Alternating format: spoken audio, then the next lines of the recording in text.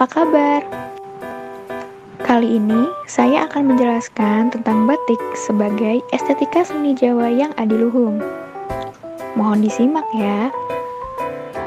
Apa itu estetika? Dalam Kamus Besar Bahasa Indonesia, estetika memiliki arti sebagai cabang filsafat yang menelaah dan membahas tentang seni dan keindahan serta tanggapan manusia terhadapnya.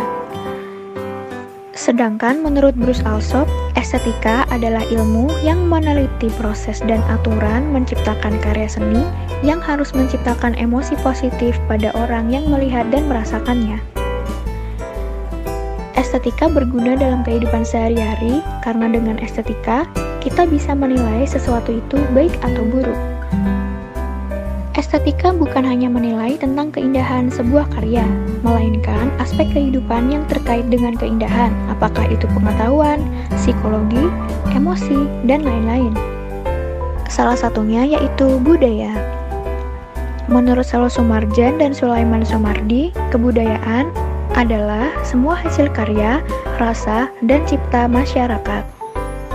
Komponen budaya sendiri menurut Kateora yaitu kebudayaan material, kebudayaan non-material, lembaga sosial, sistem kepercayaan, estetika, dan bahasa.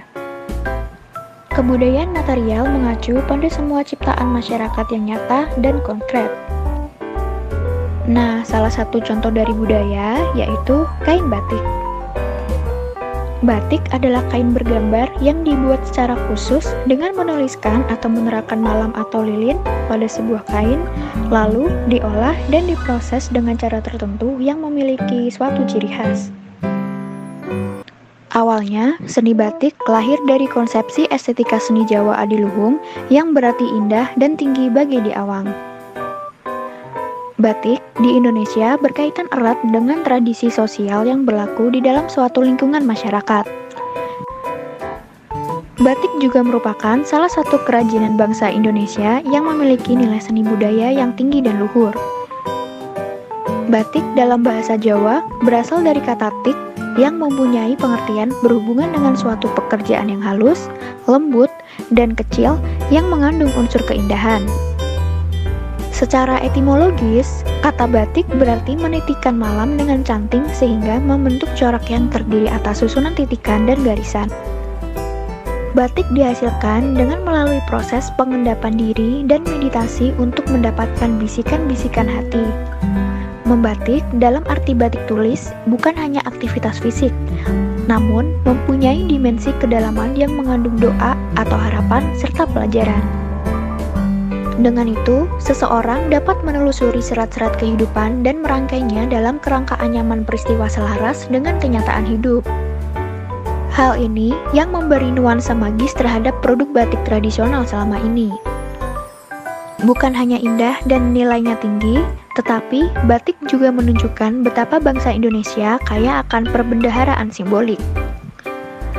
Batik tradisional mempunyai unsur-unsur dalam bentuk proporsi, warna, dan garis yang diekspresikan dalam bentuk motif, pola, dan ornamen yang penuh dengan makna simbolis dan magis.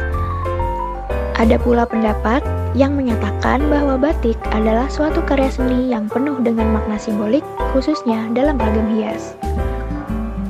Sebuah motif yang terkandung dalam batik mengandung pesan atau makna yang ingin disampaikan oleh pelukisnya.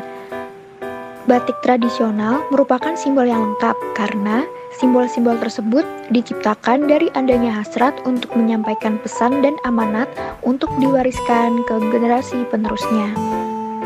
Makna-makna yang terkandung dalam batik tradisional dapat ditinjau dari dua segi, yaitu dari segi warna dan dari segi motif.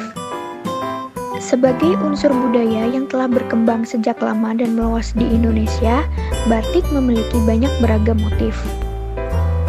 Motif adalah hiasan atau ornamentasi yang dilukiskan pada sebuah kain batik.